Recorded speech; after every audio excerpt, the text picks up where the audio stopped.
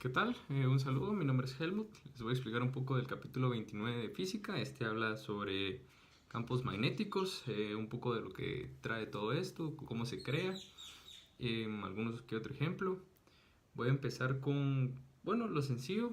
El campo magnético se genera cuando una carga se mueve a cierta velocidad y está en presencia dentro de un campo eléctrico, ¿verdad? Entonces me llamó la atención ciertas cosas, el comportamiento de los imanes principalmente, como pueden observar aquí. Primero, originalmente tenemos norte y sur, lo puse como más y menos debido a que no se mira por la imagen. Entonces tenemos tres tipos de comportamiento, ¿verdad? Dentro de un imán, cuando es positivo y negativo, y cuando los dos tienen el mismo polo, ¿verdad? En este caso positivos, que los campos se repelen. Y por último, también me llamó la atención de que la Tierra también se puede modelar como si fuera un imán, como que si adentro tuviera un animal grandote y tiene el mismo comportamiento como que si los imanes que hemos conocido comúnmente. Seguido de eso, eh, existen ciertos definiciones, argumentos que ayudan a complementar un poco la definición. Primero es la fuerza magnética es proporcional a la carga de la partícula. También la fuerza magnética también es en una carga negativa apunta a dirección opuesta a la positiva y si se está moviendo en la misma dirección. También la fuerza magnética es proporcional a la magnitud del campo eléctrico y bueno, haciendo la comparación con el campo eléctrico, hay ciertas características que se parecen. Lo que lo podemos mencionar es que la fuerza magnética es proporcional a la velocidad de la partícula. También es proporcional si existe un ángulo entre el campo eléctrico y la velocidad, esta se da por, el campo eléctrico sería proporcional al seno del ángulo entre esas dos componentes. Luego la partícula, si se mueve paralela, si tiene la dirección de la velocidad es paralela al campo eléctrico, entonces no existe fuerza magnética. Y si existe otro ángulo, lo podemos deducir por lo anterior, que esta fuerza es completamente perpendicular a la velocidad y al campo eléctrico. ¿Cómo cambiaría eso? Bueno, todo eso se define por la fuerza, o matemáticamente el modelo sería la fuerza del campo eléctrico es igual a la carga por la velocidad, producto Courant con el campo eléctrico. Entonces, básicamente eso sería el primer capítulo. La segunda sección del capítulo 29.2 llama movimiento de una partícula cargada en un campo eléctrico uniforme. Habla del comportamiento que tuvieron una partícula dentro de de un campo eléctrico uniforme. Simplemente es un poco simple, podemos observar aquí. Asumimos de que la partícula viene con cierta velocidad y luego entra un campo eléctrico, un campo magnético uniforme, en este caso que esta vaya hacia mí, para esta dirección, va a existir una fuerza, la cual va a ser perpendicular a ambas, la velocidad y el campo. Esto produce de que se cree una fuerza que apunte, en este caso hacia arriba, entonces va a tender a hacer un movimiento circular. Si trabajamos con las expresiones utilizando, sumatoria de fuerzas, que sería igual a la fuerza de magnética, sería igual a la masa por aceleración. Si trabajamos con velocidad tangencial para la aceleración y despejamos de ahí el radio, podemos encontrar que el radio sería igual al producto entre la masa y la velocidad, conocida como el momentum lineal, partido el producto entre la carga y el campo magnético.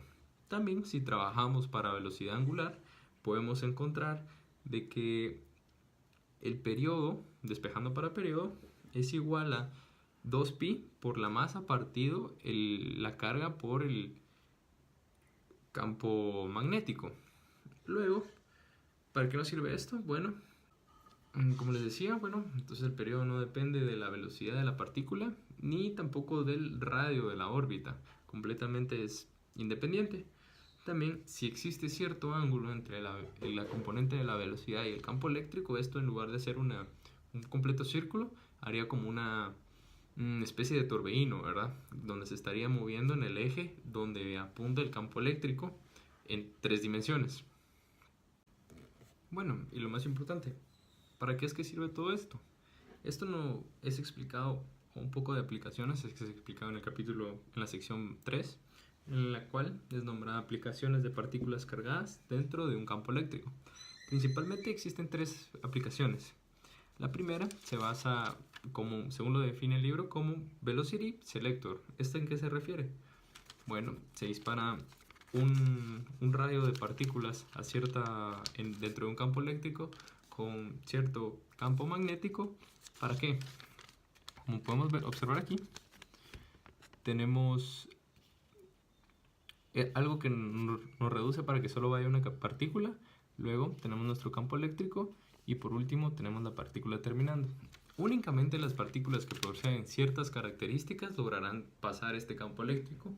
Si la fuerza magnética es mucho mayor, entonces toparán del lado de la placa positiva, y si la fuerza eléctrica es menor, pegarán en el campo de abajo. Por lo tanto, solo ciertas partículas, las cuales respetan que la velocidad sea igual a el campo eléctrico partido el campo magnético, lograrán atravesar esta área. Aplicando un poco más de este conocimiento, luego fue creada el Mass Spectrometer, que ayudó a encontrar la razón entre carga y masa de ciertas partículas. Prácticamente tenía el mismo modelo, en el cual a prueba de error se lanzaba un rayo, luego se iba jugando contra el campo eléctrico y el campo magnético para encontrar la relación entre esos dos y que se mantenga su trayectoria. Por último está el ciclotrón, que se basa en acelerar las partículas. Este tiene una forma circular, donde se le aplica una diferencia de potencial y poco a poco va agarrando más velocidad los iones que se estén utilizando o las partículas que se estén utilizando.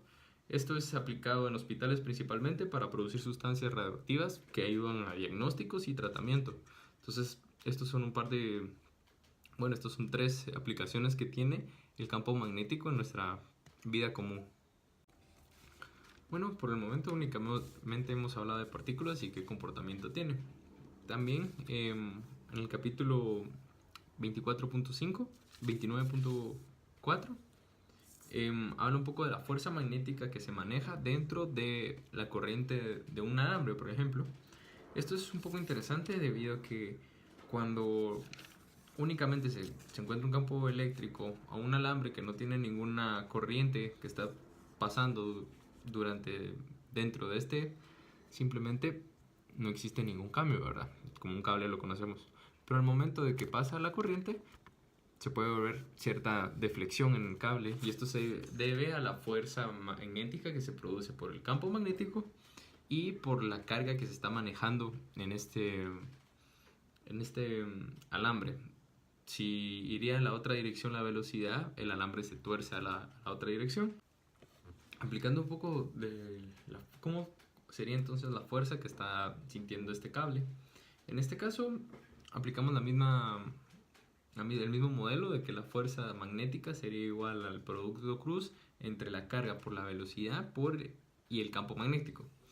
Pero debido a que esto sería un cable, entonces en lugar de estar hablando solo de una partícula, debido a que ese modelo se utilizó solo para una partícula, esto tendríamos que multiplicarlo por la cantidad de cargas que está pasando en el volumen. ¿Cuál sería el volumen? El área el área transversal del cable y el largo de este. Por lo tanto, a la hora de multiplicar y un poco de matemática, podemos llegar a que la fuerza sería igual al producto cruz el producto entre la carga, la corriente, por el largo el vector del largo del cable y el campo magnético.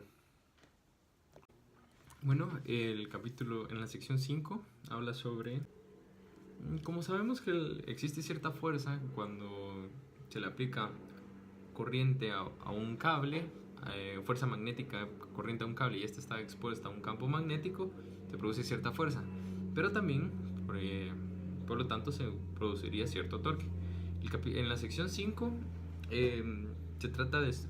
se basa en estudiar que sucedería en un circuito cerrado, como por ejemplo uno rectangular, como podemos observar aquí, donde pasaría corriente en cada una de las esquinas de las orillas, y si se le aplica un campo magnético, se puede decir perpendicular al plano, a la hora de tener corriente tendría fuerza en los lados izquierdo y derecho, uno para abajo y otro para arriba, dependiendo de la dirección donde va el campo magnético, produciendo un movimiento de rotación, mientras que en los lados de arriba y abajo, en este caso, por ser paralelos al campo eléctrico, la corriente, ser paralelo al campo eléctrico, no presentaría ninguna fuerza, por lo que simplemente se movería en forma circular. El torque se puede expresar como, para este modelo, la corriente por el área, ¿verdad? Generalizando un poco, esto podría ser la corriente sería igual al producto cruz entre la corriente por el vector A, que es perpendicular al plano y tiene la misma magnitud que el plano, con el campo magnético. El producto entre la corriente y el campo y el vector A se conoce como momento de dipolo magnético. Si queremos expresar con cuánta energía tiene este tipo de situación, entonces la energía potencial del campo magnético sería igual a menos el dipolo magnético por el campo eléctrico. Y si queremos saber la energía que tiene este sistema, esta está por la cantidad de energía que tiene este sistema, esta está por menos el producto entre el momento de dipolo magnético con el campo magnético.